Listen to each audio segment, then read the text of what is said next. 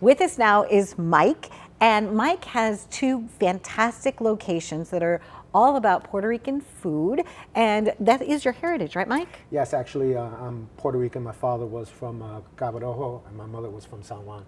Lovely. And did they meet there, or did they meet here? They actually came over during the West Side Story era time. So my mother was a very cha-cha kind of dancer. My father had just come back from Korea. They got married in '63, and I was born in '64. Congratulations, that's kind of cool. Yeah, I yeah. love love stories. Well, my parents got married in '64 and I was born on '65, so we're rubbing elbows. Yes, we almost are. Right exactly there, the same amen. age. My birthday was this past Saturday. Happy birthday! Yeah, Happy thank birthday. So what made you decide to become a restaurateur? What was the journey for you? It's family oriented. So Okay.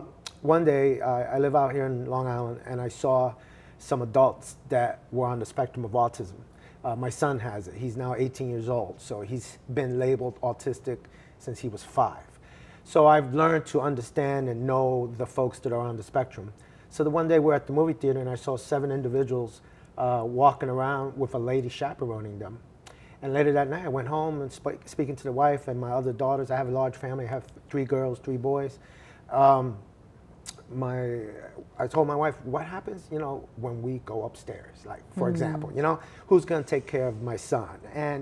And my oldest stepdaughter said, well, son, business operations. I know how to cook. Let's open a restaurant. I was like, that's crazy. That's the worst thing to get into, because if you don't know what you're doing, you're going to fail. So later that night, my wife told me, hey, name it after my father, Manuel Cevere. I was like, no one's going to go to a place like that. But you know something? They're going to go to Que Chevere. I had a little Jackson Pollock moment, went to LegalZoom, went to GoDaddy, and I started in 2018 trying to start the business. What has been the reaction from all of your children? Supportive. I had 2 of them working for me in the beginning until COVID hit. Now they've all gone their separate ways, but they still get their free meals and brag that my father owns a couple restaurants, and they're excited for us. I'm happy for you. We got to talk on the phone, and the one thing that I know about you is you're very other-centered. Like, you always put yourself out to do for others. Who taught you that, Mike? Where did that spirit of your essence come from? I don't know. It was both my parents raised me well. I went to Catholic school, all boys back in the day. My mother was very nurturing. My father was at one time the CFO at the Plaza Hotel in the 70s. So we grew up well-natured and mannered and kind-hearted. And now that I have a son that has autism, I do support a lot of autism awareness programs. I've done thousands of dollars of donations to just make sure that people understand, what a person is about being on the spectrum of autism. It's so important, and we here at our studio, we feel the same way. We employ a lot of people, we do workshops, we do training, because everybody, no matter what, everybody has certain strengths that they could bring to the table. And it doesn't really matter if somebody has autism or if they have a different challenge, because all of us have challenges. Like, there's some people on my team right now, and I know where their strengths are. I know what positions they need to be in. And I find that a lot of times employers, if they could just look past someone's diagnosis and see that person, right? That's what they need to do. I've been a leader and a manager, so to speak. I've just gotten into the restaurant business 3 years ago, but I did business operations for a major record label.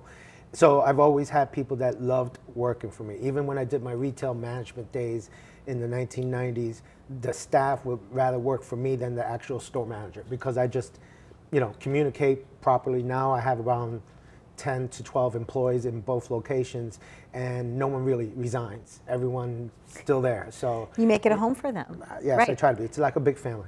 And I find, for me, by hiring other skill sets that I personally don't have, I'm so much better off too. Like, my checkbook, I don't balance my checkbook. I know about how much money I have out of there, right?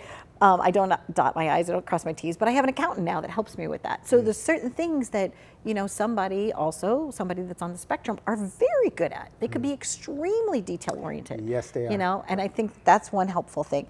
What are some of the things at your restaurant that you enjoy dining on? Like, what could our audience be in store for if they come to one of your locations? If they come to Que Chevere, we're known really for our signature pork. So the whole story was that my father-in-law, Manuel Cevire, whenever we had a get-together, would take a pork butt and season it up and stab it with the knife and did all these preparations for the pork.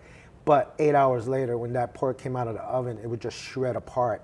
So I knew the recipe. I got a chef, a renowned chef, to go ahead and guide us in the opening. He's still with us today, and we're known for our pork. So if you come in, it's the pernil, roast pork with yellow rice and pigeon peas, arroz con gandules, with some fried plantains or sweet plantains.